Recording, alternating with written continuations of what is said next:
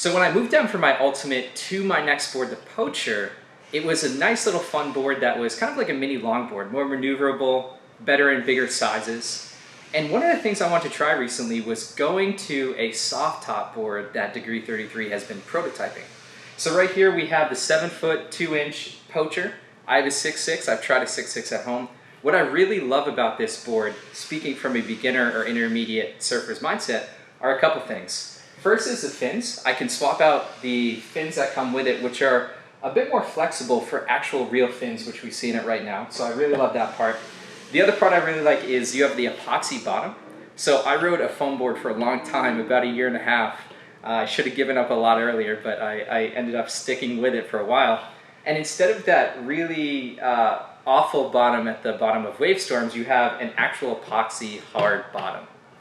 And then if we flip it over on the other side, what I really like, this is actually my favorite part about these soft top boards, you have this super comfy, very sticky top area, right? So on a wave storm, what I actually noticed riding wave storm for so long is I would actually wax my wave storm, and a lot of times the wax wouldn't stick properly, I would still slide off.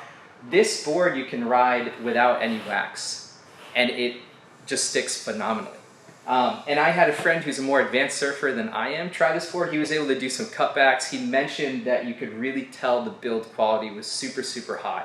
And another thing I love about this board is, unlike a normal wave storm or a normal type of soft top board where you have the really thick rails and you can't turn it at all, and that's what I was experiencing on a soft top wave storm. I have to really dig my knee in and get any angle I could. This board turns phenomenally because it actually has rails like a real surfboard. A lot of this board feels like a real surfboard, and it is a real surfboard, and the rails especially. So this soft top board, to me, is an absolute game changer. It's a game changer for being able to step down to smaller boards if you're a more beginner or new surfer. It's a game changer for being able to travel with a board, so you can tell it's more durable. It has a softer top, so I could bring it in the car. I drove it up to a few paces. Was able to hit it against some doors and walls a little lightly, thankfully, and no issues at all. And then I was able to ride this without wax and really dig in and stick onto the top of the board. So this soft top board is something that I loved.